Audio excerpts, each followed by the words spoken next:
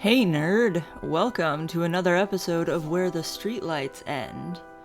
I'm here to talk to you about all things horror, history, folklore, and honestly culture in general. Sometimes science, if I think that it has to do with something spooky, and I think that it has some cultural relevance, or there's something to it that I think is important to think about, but you probably wouldn't think about it if you were just hearing the story on its own without my input, I will talk about it. Today, I've got an episode about horror hotels. I came up with this idea because I was watching Bates Motel, and I thought to myself, there are a lot of motels and hotels in horror. What's that about? Is it something about hotels and motels and short-term rentals that freaks us out? I don't know. And so I decided to dig into that very concept, and now I have an episode for you. Happy 2025. I know it's been 2025 for like a month or whatever, about a month, but I don't know if I ever said that. I will leave personal updates for the end, but for now, I would like to thank you for coming to my video or my podcast episode, depending on if you're listening or watching.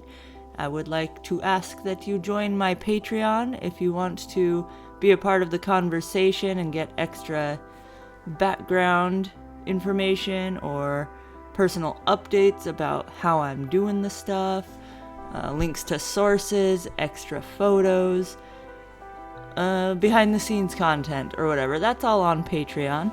Subscribe if you like what I do and want more of it. I have these long episodes as often as I can, usually at least once a month. And then other weeks I do shorter episodes that I call Little Lore, where I only talk to you for 10 to 15 minutes about a cool monster that I'm thinking about. Anyway, I think that's it. Comment down below if I say anything stupid or cool. Give me a like if you like me, or if you don't. If you like what I say but hate me, still like it. Alright, good shit. So these days I record before work, and I leave for work at about 7:30 in the a.m. So that's what you get. You get 5 a.m. face. Anyway, so hotels and horror. Motels, hotels, and inns are common in horror stories, whether the tales be about the supernatural, the psychological, or even just the depravity of man in general. Hotels, motels, and inns are often used as settings in the horror genre because of the isolating nature of them and the intense feelings of vulnerability that can be stirred up in guests. At a motel or at an inn, you're a guest in a space that is not your own. You have no control over your own environment, really, and you're ultimately at the mercy of the people who own it or who work there, or the entities that dwell within the building. Typically, when you find yourself staying at a motel, you're also far from home, and there aren't often many other options nearby for you to run away to, you know? This makes hotels, motels, and inns a ripe setting for a story that will make you feel extremely uncomfortable.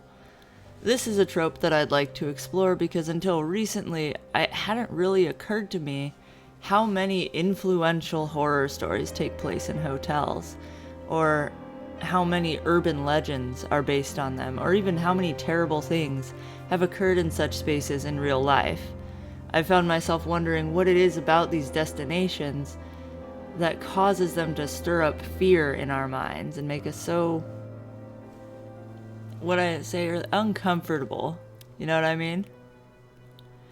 So, one of the most popular examples of hotels in horror is the Bates Motel. The motel owned by the main character of the classic horror film and book, Psycho. I recently rewatched all of the Psycho films, and then watched the TV series Bates Motel. The movies hold up.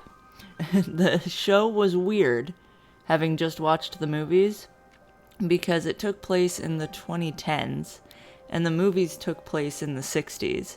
So that threw me off a little bit. And then I spent the entire time watching the series, Bates Motel, wondering if the show was going to end where the movies begin, or if it was going to be an alternate ending,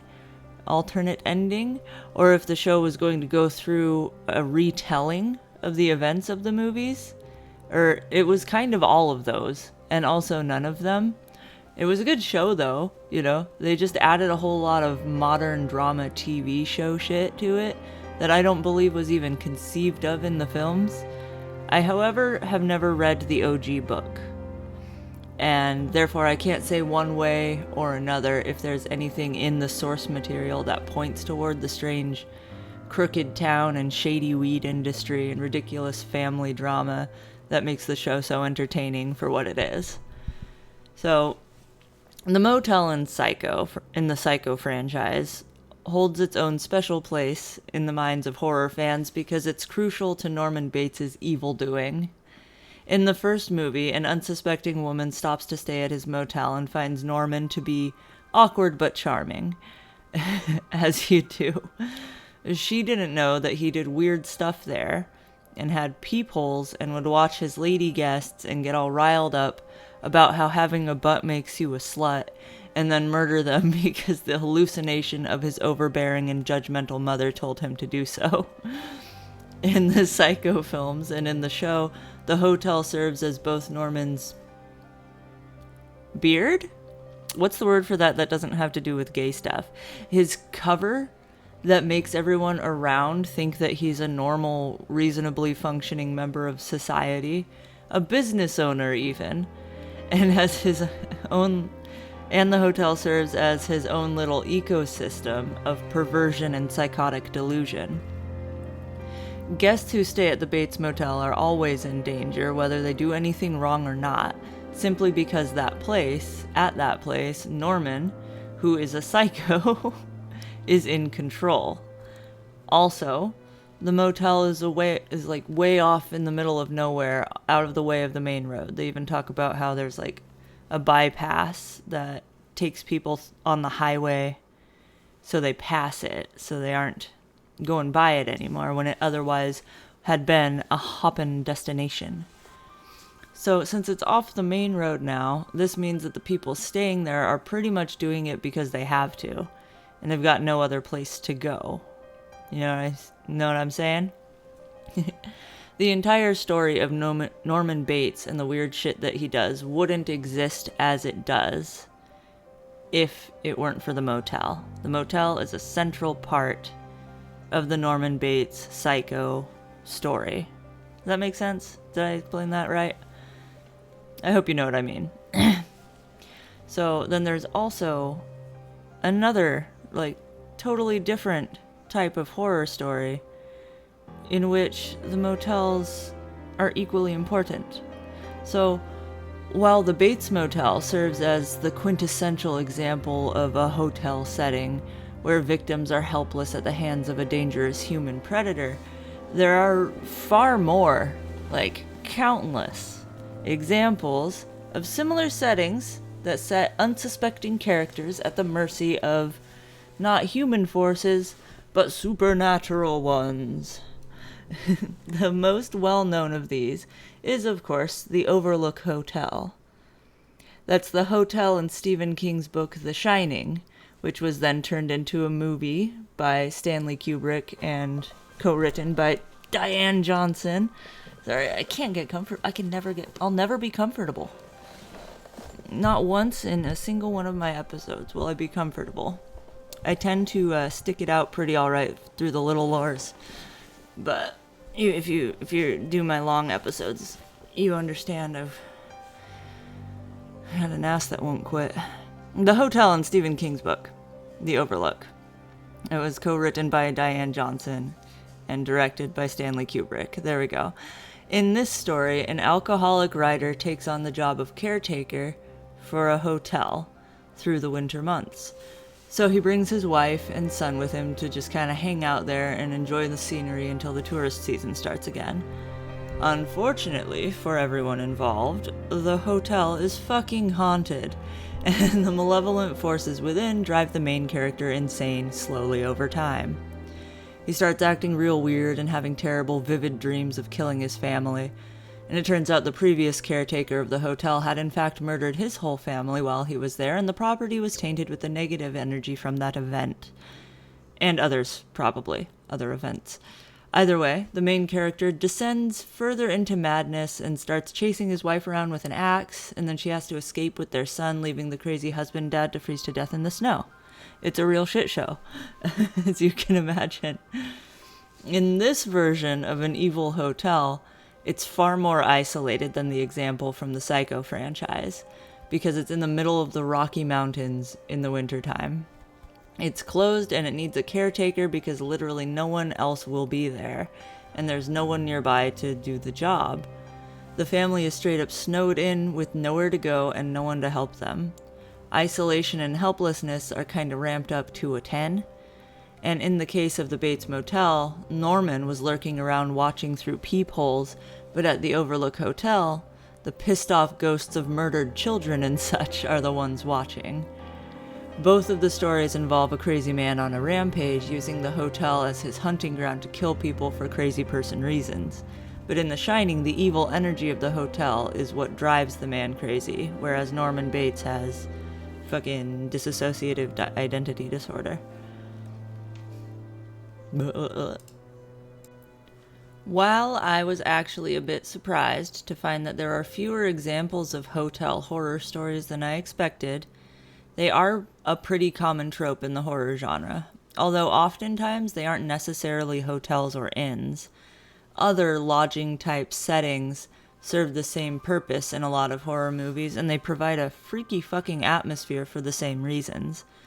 One thing that I found a lot in more recent horror films is the Airbnbs. There are lots of movies where someone or a group of people get an Airbnb for a vacation or for a weekend, and they find that there is a weird person living in the walls, or there's a crazy family in the woods that eats people who stay there, or there are hidden cameras all around the house and the dog goes missing, and why is that one guy looking in this window with a telescope? There are also a lot of movies I've seen come out in the last decade that deal with short-term rentals that aren't exactly Airbnbs, like where a lady who is sick of her life rents a cottage for the summer, but it's haunted by the ghost of her own self from the future. Or there are weird fae creatures in the surrounding woods, and an evil doctor is using guests for the fae to impregnate and reproduce the species. Or whatever. The point is, whether it's a short-term rental, a fancy mountain resort, or a rundown little inn in the middle of nowhere, places like these are pretty much perfect for horror stories because they stir up weird feelings in the viewers. The reason that these settings work so well is that they invoke feelings of helplessness and isolation. The characters are in a new environment that is unfamiliar to them, because these short-term rentals or one-night rooms make the protagonists or victims an outsider.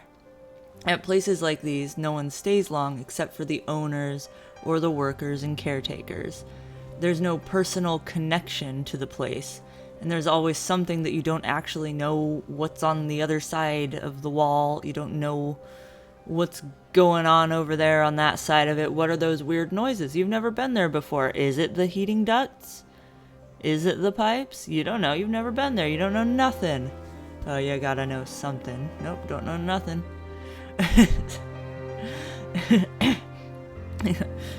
I'm gonna give you to the count of 55. And by then, by God, you better know something. So I opened up a dictionary and I looked up a word. If you get that reference, you know that I did it wrong, but I hope it made you happy anyway.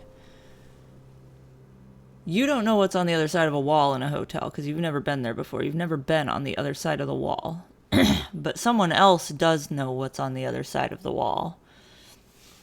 You don't know if there's anything that happens there regularly. You're from out of town, so you haven't even heard anyone talk about the place. You know nothing and simply have to trust that it's safe.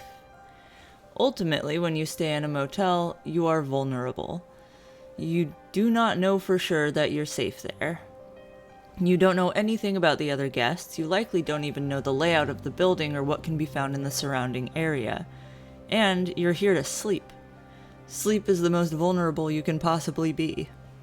And when you sleep in a space that you cannot control and you do not know, you are opening yourself up to having really anything happen to you, right? There can be secret passageways, weird sex dungeons, a walk-in freezer full of missing children, etc. You never know. The mystery surrounding the space itself and what may be going on around unnoticed can instill a sense of serious apprehension and discomfort, not only in the characters but in the viewers or the readers who are watching the characters be in this fucking situation. And to top it all off, like I mentioned with the examples of the Overlook and Bates Motel, there's a sense of isolation that permeates the atmosphere. These places are often in the middle of nowhere on a deserted road or on a frozen mountain or way out in the country, what have you. And then there's usually a sense that even if the victims escape the property, there's nowhere for them to go. It's 50 miles of forest or something. It's a desert. So, because of the prevalence of such settings in horror fiction and how successful the settings are in making viewers really fucking anxious, I felt inclined to dig around and see if there are any, or very many, examples of actual real-life tragedies that have taken place in hotels or inns. And I was a bit surprised by how little I could find that struck me as worth talking about on Where the Streetlights End. But there are indeed some pretty interesting examples of weird shit at real hotels throughout history, and I suppose all of them that I'll be talking about are in the US. There may be an untapped content trove if one were to look into this subject on a global scale, but I couldn't tell you, because I didn't do that. The most famous spooky hotel of all time is the Cecil Hotel in Los Angeles, California. The hotel is in fact so famous for the weird shit and the rumors that have happened there that I had to remove the word Cecil from my search results in order to find anything at all about crime at hotels that wasn't about the damned Cecil Hotel.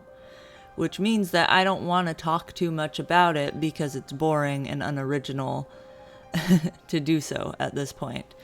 There are Netflix documentaries, hundreds at least, of YouTube videos on it, countless articles written, other documentaries, blah blah blah blah. So, I won't be proud of myself for talking about something that's already been talked about so much. But it is a very important part of this topic in general. I literally cannot claim to have done an episode on hotels and horror without at least mentioning the fucking place. You feel me? So, if you don't know about the Cecil Hotel, I'll give you a rundown. A done round. The Cecil Hotel was built in 1924 and was designed to be luxurious as fuck. It remained surprisingly successful even throughout the Great Depression. It was seen as fashionable, fancy, and high-end. So all the cool kids went to stay at the Cecil Hotel. But then, Skid Row became a thing. The building happened to be right in the center of the part of LA where houseless folks liked to kick it. Still do. The area became heavily populated with people who were not in their best states of mind, and who needed to do sketchy shit sometimes for survival reasons, if you know what I mean. This made people less excited to go and stay at the Cecil Hotel, and the hotel saw a decline in its business. The hotel is best known for the mysterious and tragic incident which took place in 2013 regarding the disappearance of a Canadian tourist named Elisa Lam.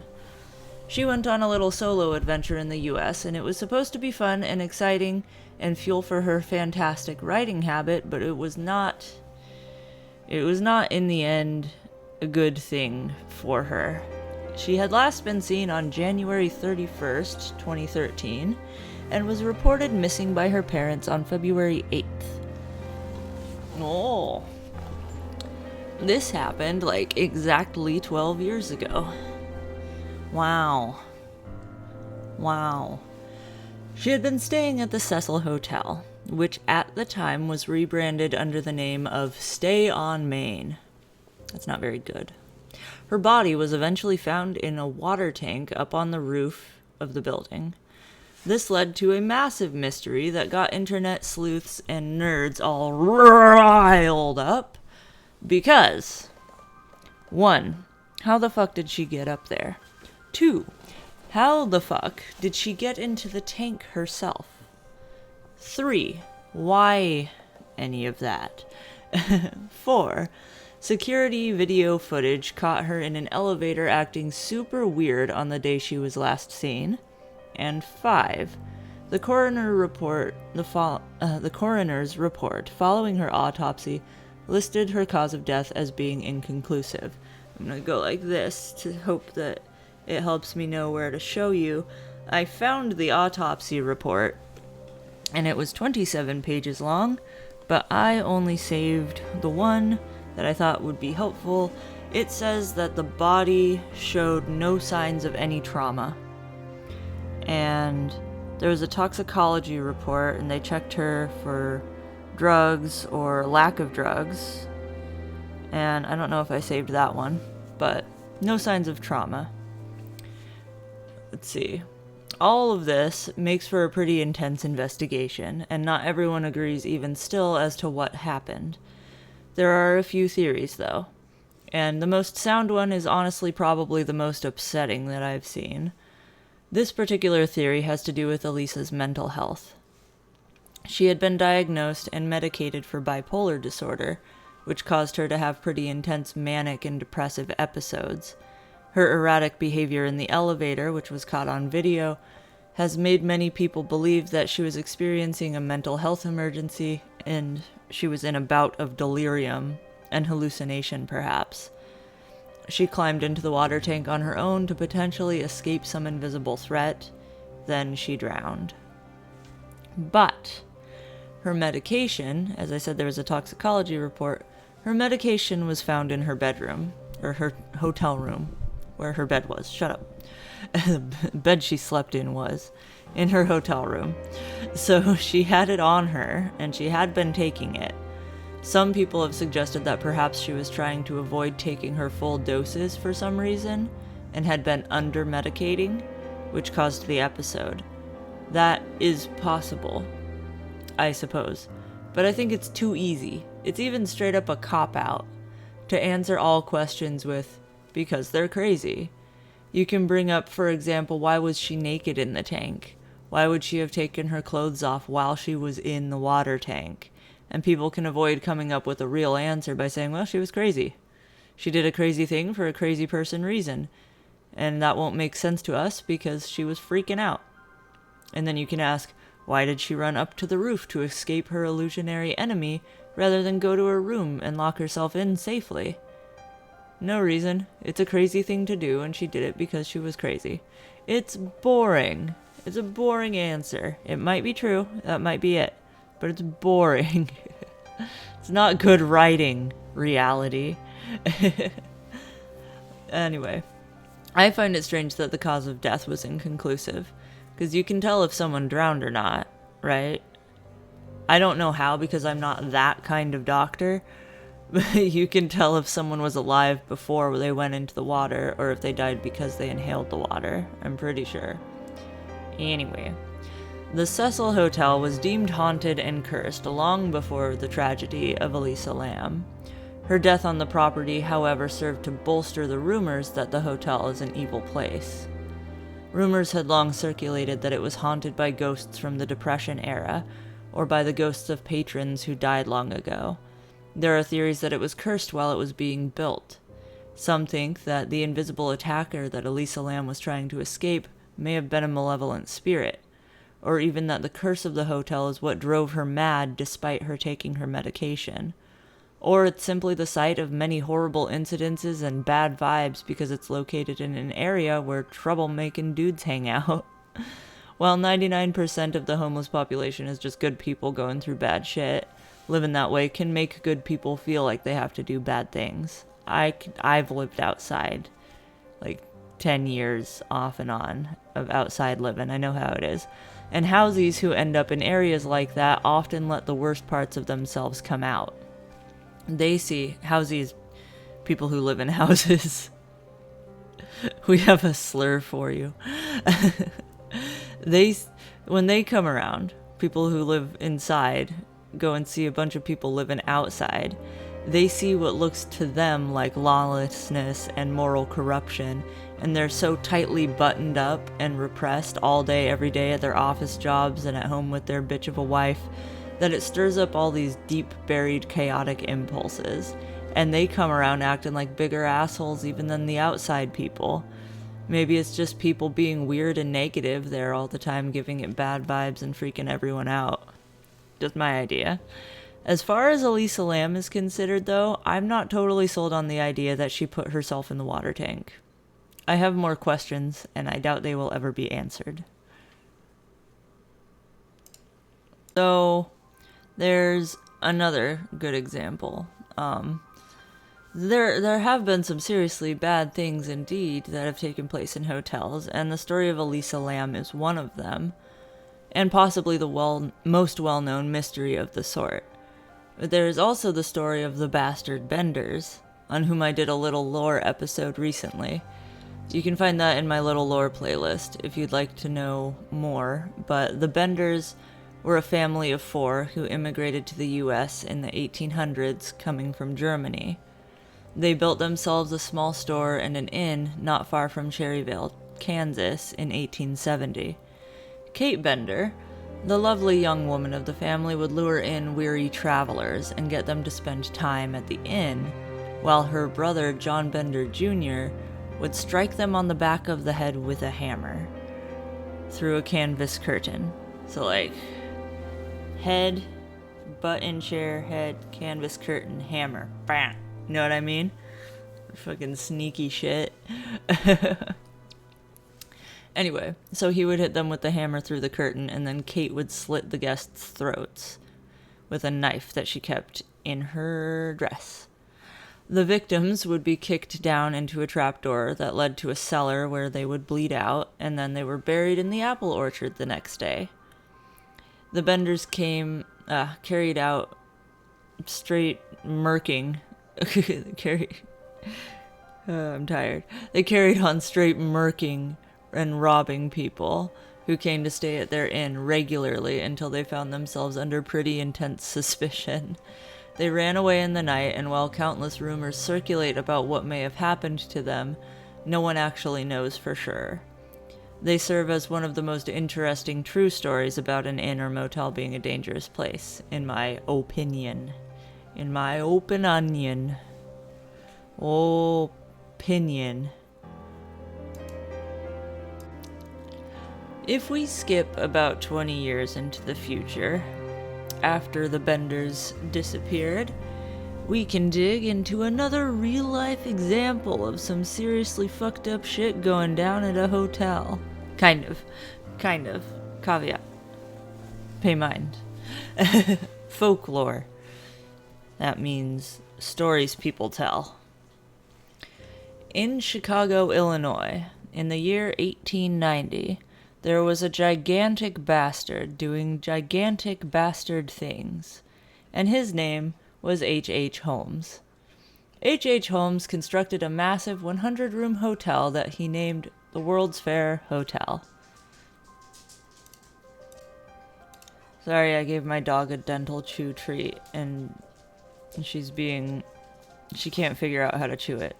I guess that means she needs it. My other dog's wandering around clickety-clacking behind me in the darkness. So, power through. Ignore. Oh my god. Can you find a place to be? Please? Go be somewhere. Jesus. So, If you've never heard of H.H. Holmes, I've got a real unpleasant treat for you. H.H. Holmes arrived in Chicago in 1886 in an attempt to start a new life after he realized he wasn't going to have very much fun if he didn't move along and change his name. He was given the name Herman Mudgett when he was born, but it clearly no longer suited him to use that one. That name, Herman Mudgett, was too well known for the many unpleasant things that he had been involved in up until this point. Sorry, waiting for the dog to... There he goes. He's laying down. So, Mudgett had worked in an anatomy lab in college, which is pretty cool, where he was caught mutilating corpses in order to defraud insurance companies. I don't care for insurance companies, but the corpse thing is a little unethical in my view. He had also worked as a pharmacist in Philadelphia, and he received some pretty intense scrutiny when customers were found to have been dying after taking the pills that he gave them. So ultimately, he didn't really want people to recognize his name and realize that he was the one who had done those things. So, in order to get himself a fresh start, he made his way to the Windy City and changed his name to Henry Howard Holmes.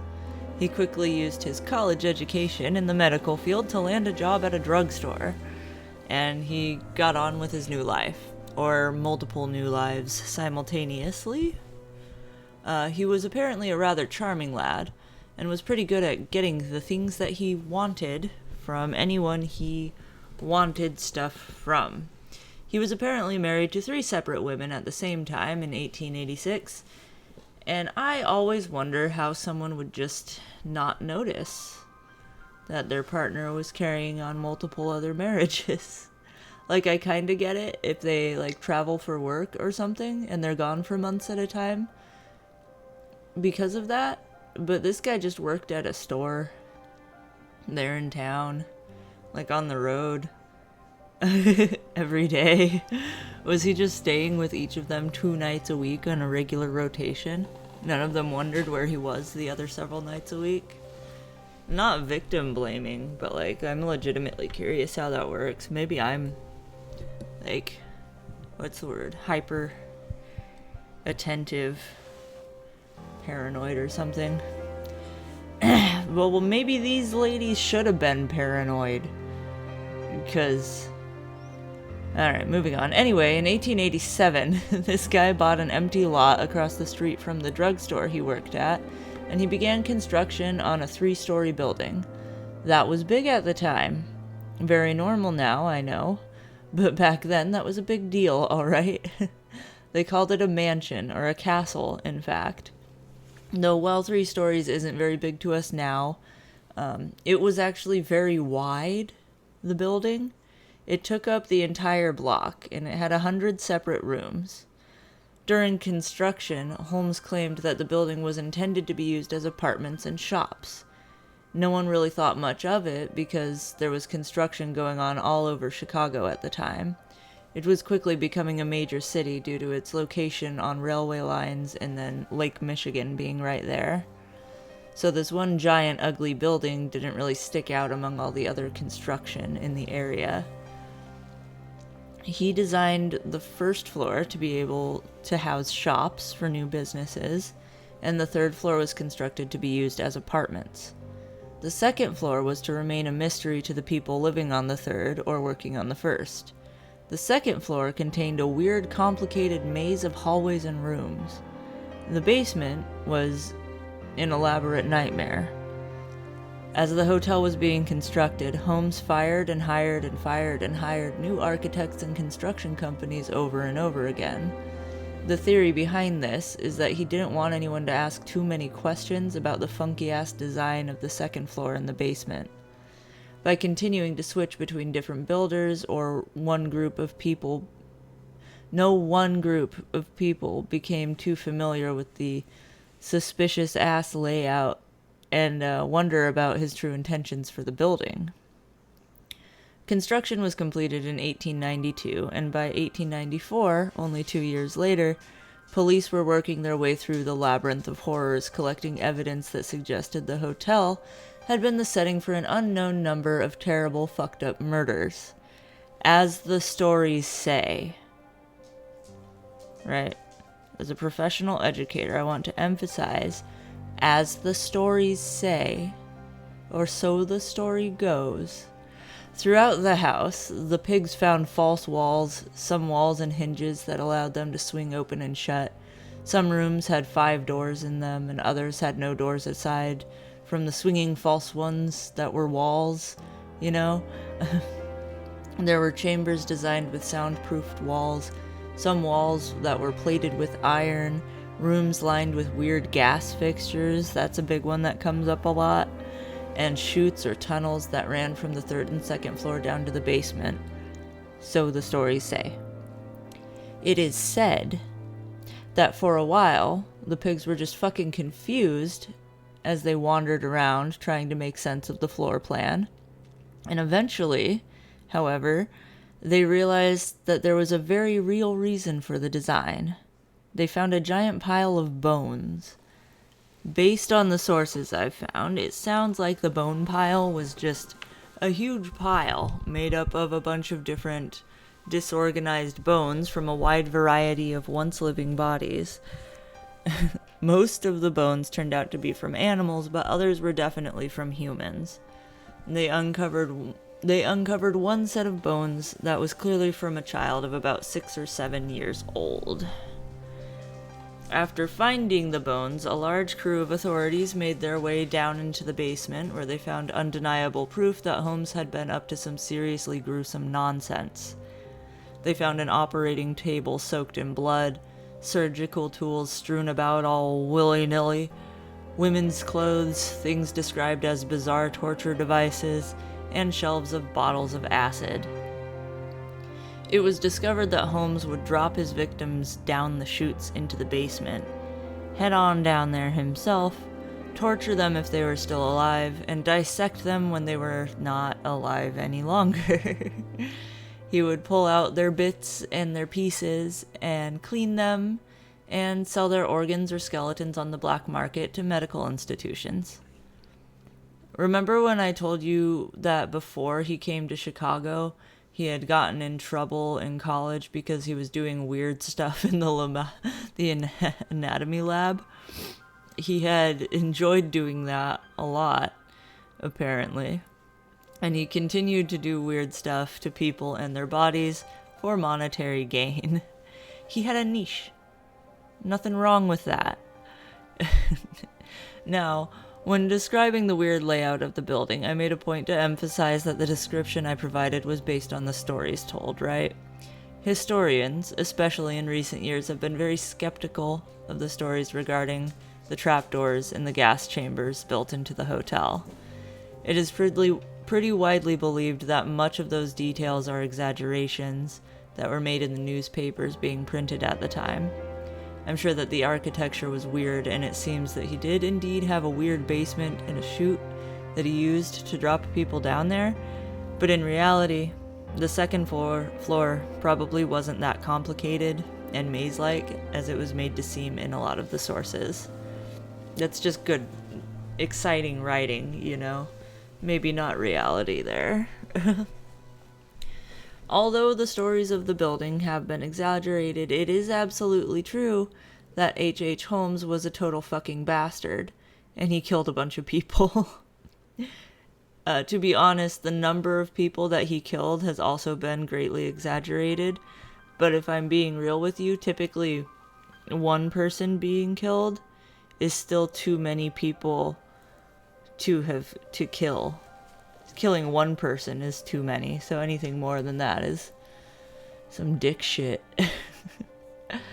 There have been stories that claimed Holmes would trap people in the hotel, torture them in these hidden rooms, and sell their organs, and that he did this to around 200 people. That, however, is just a story. We know how stories go around here. Holmes is often considered to be America's first serial killer, having killed, we believe, about 9 people. Although the Benders killed about that many, if not more, like 20 years before, down in Kansas. Holmes at one point confessed to killing 27 people, but many of the names that he gave were of individuals who were still alive at the time. So, that's kind of a weird thing to do. Confess to killing people who haven't been killed at all. Like, I wonder what his plan was in doing that. Because people do that a lot. Serial killers, when they get caught, they'll say, oh, I've killed 47 people, they're buried, blah, blah, blah. Or they'll find out somehow that there's, like, a missing person, and they'll be like, oh, yes, and I killed them. And then it turns out that they're making it up because they like the attention, and they're probably bored in prison. But I don't know why Holmes would say that he'd killed people that were definitely still alive. Like, that's so easily disproven. It's such an obvious lie. It's really easy to find out. Write a letter. Give him a call. Give him a ring. Did they have phones back then? When did phones happen? I'm not gonna look it up. Someone look it up for me. I'll look it up after this. I'm tired. Oh yeah, okay. So what makes the story of H.H. Holmes so disturbing, really, is the combination of his mysterious hotel, his alleged riz, which allowed him to charm the bitches all day, every day, left and right, and east and west, and of course his knowledge of experience in the medical field. It's scary to think that a college-educated medical professional might not have our best interests at heart. Doctors and hotel owners, honestly, are two people that we sort of have to trust. We trust that the hotel we stay at that night is safe, and that no one there is going to kill us in our sleep. And we trust that the doctor operating on us, or the pharmacist filling out our prescription, isn't gonna kill us, And the handsome, charming fellow we meet at Dairy Queen isn't gonna, kill us. Okay, maybe I expect that he will. The charming lad at Dairy Queen will kill you. Be afraid. Don't get the dipped cone. Dip his cone. He'll kill you then. Let me sleep. I have to go to work after this. Oh no. Alright, so H.H. Holmes's House of Horrors wasn't necessarily a hotel of murder. But he did murder and do weird stuff in there, and it was used as a hotel during the World's Fair in 1893. So it kind of counts. And because I had a hard time finding stuff that counted, you got the story of H.H. Holmes. You're welcome. I just had a coughing problem. I'm back. Hello. Okay. I'm not gonna lie. Going into this topic, I expected to find a whole lot of interesting true crime stories that took place in hotels. I know there's got to be tons of crimes in hotels. I've personally done crime in hotels, and witnessed even more of it while sitting there feeling awkward. It's like, I'm not doing crime, but I'm here while there's crime.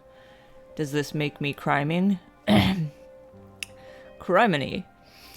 Anyway, however, other than that one time I had some neighbors at a motel who were doing some domestic violence, and I yelled at them to quit fucking around and offered to fight the dude instead, and got dragged away and reminded that I could have put the woman in more danger by pissing the dude off more. All the crime I've seen in motels and such has been non-violent. Drugs, underage drinking, wallet taking, stuff like that. Owning things that one shouldn't technically legally be owning while they're there. I looked up crime statistics at motels and such, and I have found that a whole lot of crime does happen there. In a 5-year period between 2012 and 2017, a study was done to tabulate patterns of violent crime taking place on public property types, such as bars, restaurant establishments, lodgings, and outdoor areas. According to the results of the study, hotel and lodging type properties experienced the highest number of violent crimes per parcel out of the 15 types of properties that were analyzed. Hotels had the highest number of mean crimes per business, with 272 violent crimes occurring at 100 parcels. Service stations, convenience stores, and bars and restaurants were second after lodgings. So most of the violent crimes at lodging type businesses was robberies, followed by aggravated assault. Most of it is super straightforward and doesn't seem to make for a good story, though. You know? It's obviously always bad when any kind of attack happens, right? I'm not saying that it's boring that people get robbed and domestic violenced on at hotels. I'm just saying that it ain't a very good story for me to tell you on here, and none of it adds up as a legitimate IRL reason for the cultural phenomenon of finding hotels creepy in stories. H.H. Holmes had his creepy motel, but it wasn't even really a motel. It was storefronts and apartments, other than when it was used as a temporary lodging during the World's Fair. That might have been 1892, not 1893, like I said earlier, but in the early 1890s, the World's Fair in Chicago. And also, all the stories about him and what he did in the building were terribly exaggerated, which means that although he's basically a true crime icon, and he technically had a motel, he doesn't really fit the bill as an explanation. The Benders actually suit what I was looking for better than Holmes does, because they used their inn as a lure and a setting for the murders, and we really have no idea how many people they ganked there in that little inn. So I was trying to find if there was some shared historical cultural memory of a scary, bad, tragic, terrible thing that happened in a hotel that sparked why we use hotels as settings in horror stories. But I couldn't think of anything other than, well, it's possible that H.H. Holmes and his horror hotel is why, because even though it wasn't true necessarily that it was a fucking murder dungeon maze, it was written about as such, it was publicized as such, and the people writing the newspapers made drawings and stuff of it that they showed and made it look scary, and that's what everybody saw and everybody heard. So perhaps that counts as like a shared cultural experience that gave us hotel PTSD. What do you think? Do you think that there is an instance of shared hotel PTSD that makes it scary? Or is it just what I talked about earlier with the isolation and the helplessness and the being at the mercy of whoever owns it and you're unfamiliar? Anyway, there was one pretty interesting story about a mysterious homicide in a hotel in Texas back in 2010. The story of Greg Flanagan. He had a job doing something regarding natural gas and oil, and he spent a lot of time in motels because he had to travel for work. One morning, he just never made it back to the office, and he also never called his wife, which was abnormal for him. So it turns out he was shot in his hotel room in the night, right? Ow. But there was no reason for it. He had no enemies. He hadn't been up to any funny business. He hadn't been robbed. Like, all of the money in his wallet was still there. There were no signs of forced entry. Oh, for centuries, forced entry for forest and trees. There was no forced entry. This was a huge mystery for investigators, and no one could make sense of it one bit, even a little bit at all. And there's one private investigator that lots of true crime nerds get boners about because he's apparently pretty good at what he does. And this private investigator's name is Ken Brennan. No one could figure this shit out with Greg Flanagan until he did his magic, and he found out that someone in the adjoining room had discharged a firearm, and the bullet went through the wall and got old Greggy boy while he was sitting in bed. It was just a really fucking wacky accident, almost cartoonish, but it ended his life, and that's pretty brutal. So that case got pretty famous, and I know that I've heard podcasts talk about it. But that's not because what happened was super spectacularly brutal, but because of the mystery that surrounded it and what a complicated and confusing investigation it turned out to be. So that's a good story, but not the type I was after. You know what I mean? Aside from Elisa Lam and the Cecil Motel, Flanagan's mysterious death has really been one of the only examples of something happening at a hotel that turned out to be a big deal. And that's been surprising for me because of how much fiction includes hotels, you know?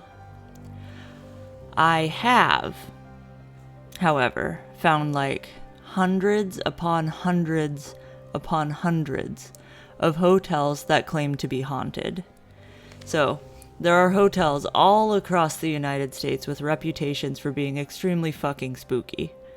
Footsteps through the rooms at night, eerie voices whispering in the ears of patrons, sometimes even spirits of Civil War soldiers who stand at the foot of the bed and stare. The ghosts of women who worked as ladies of the night in the 1920s can be found doing their makeup in the bathrooms and then suddenly disappearing into a puff of steam. I once stayed at a motel that was famous for being haunted. The building was kind of an old castle in Port Townsend, Washington.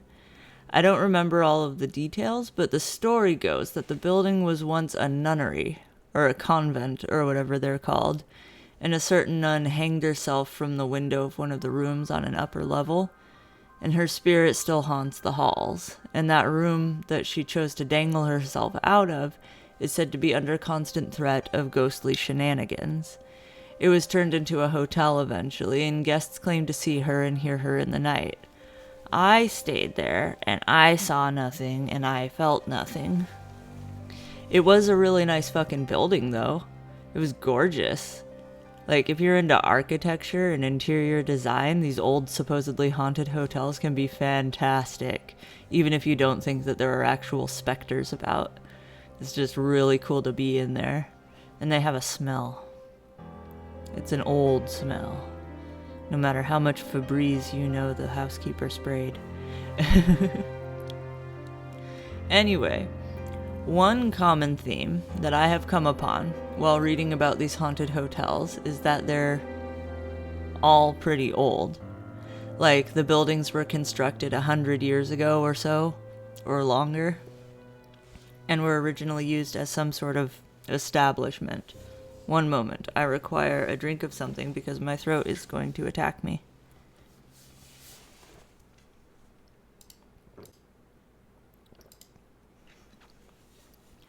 I have to use the straw thing because otherwise I spill it all over myself when I try to take a drink out of the cap of my thermos. Every time. All over. I cannot drink out of that damn thing. I need the straw like a little kid. So the haunted hotels. They were usually bars or speakeasies during Prohibition, or they were a mansion of their time owned by some prominent asshole from the community, etc. Sometimes they were brothels or used as temporary medical facilities during wartime. Most hotels that market themselves as being haunted are old, and that means that there can be all kinds of cool historical stories that the hotel and the building or even the property it's on can be tied into. And oftentimes, a building simply being old means that it can make people feel like something big and important must have happened there at some point, even if it was the site of nothing at all but people eating soup.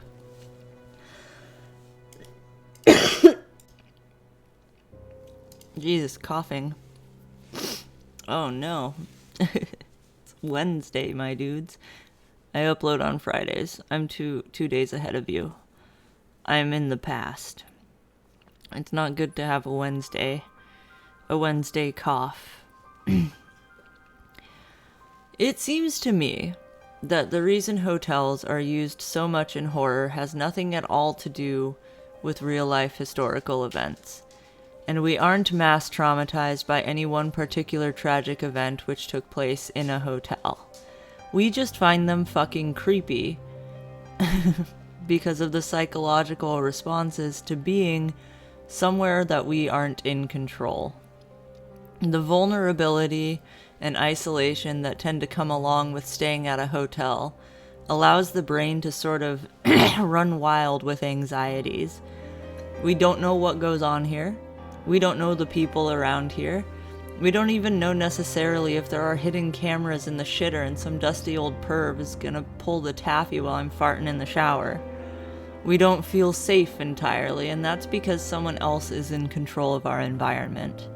This makes hotels the perfect place for fictional horror stories, but not much of a treasure trove for real-life events to discuss. Usually the people who run hotels don't want bad stuff happening there, because they like to have a functioning business that will help them pay their bills. They're probably not going to want a reputation for having their guests go missing. Shit, I'm permanently banned from a Motel 6 in Oregon because my dog barked at someone who was dilly-dallying near my window, and they reported me as having an aggressive dog, and no one would listen to me about how that was nonsense. So, like, in reality, motels try to avoid having bad shit happen at them and are actually super narcs a lot of the time. So, that has been my little diggy hole into horror hotels, and hotels in horror, and hotels in true crime, and hotels in history, and hotel hauntings. If you enjoyed it, give me a like, comment if I said anything confusing, stupid, or weird, or comment if you have a good story about a haunted hotel or a crime that happened in a hotel that you think I should know about. Tell me about it. You can follow me on Instagram and Blue Sky, and I don't know if TikTok's gonna be around very long, but I haven't been on there much because I expect it to be annoying. And you can join my Patreon, which is patreon.com/backalleyalchemist, because that's what I used to be called and they won't let me change it. And I will leave links at the very end, but for now I will say, thank you for watching. As far as personal updates go, I finished my master's degree like 2 months ago now, and I'm still waiting for my damn diploma to show up in the mail, so that's annoying. I want to make a new intro video for the page because when I made the intro video, I was still a student. But now I have graduated and I am officially a history master, and I want to be able to show you my diploma as proof. So, waiting on that. I told some of y'all about, like, pretty much the most important person in my life passing on December 1st, and that's why I took that month-long break. I'm waiting for a package to come with her ashes in it for me, and that's nice that I will get to have that. My job is cool and I love it a lot, and it's incredibly fulfilling, and I'm having a great time. However, every time I'm gone at work, one or the other or both of my dogs has a total freak out, and they seem to be trying to eat their way out of the sliding glass door, which is not ideal because my job, while I love it, is not worth losing our security deposit, because the security deposit that we want to get back so we can move into a real house in 2 months is more money than I will make at my job in a month and a half. So it would be really stupid, because I need this job to get moving costs. That's the main point of the job. Other than personal fulfillment, good experience, whatever. It's so I can save up money so we can move. Because our house is too small and it sucks and I don't like it. But it defeats the purpose of me having the job to save up the moving costs if going to the job costs us more money than I make at the job. Does that make sense? So if the security deposit is lost because the dogs eat the glass door while I'm at work, and then my paychecks from the job amount to less money than that security deposit is, that's not ideal. Does that mean you got me there? Luckily, the job is for more than just money, so I will keep going, and my dog has a veterinary appointment, a checkup in a couple of days, where I will discuss possibly what I should do about that, because he's been scared of the birds. There are starlings outside the window that go pew all the time, and he hears that and he's inconsolable. He's so scared. And I'm racking my brain trying to think of whatever happened in our lives that involved the sound of a starling that would traumatize him.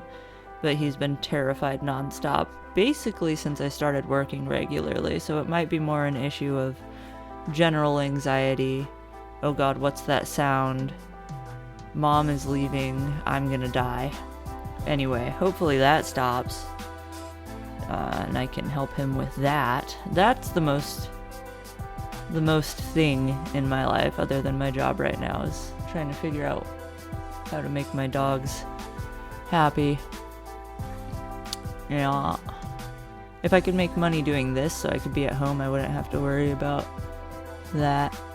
No, it's ideal to be able to leave the dog at home sometimes, you know.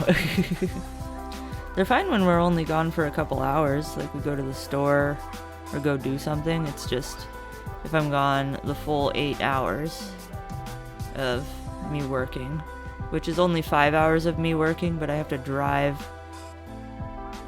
a lot. Anyway, I think that's about all I got.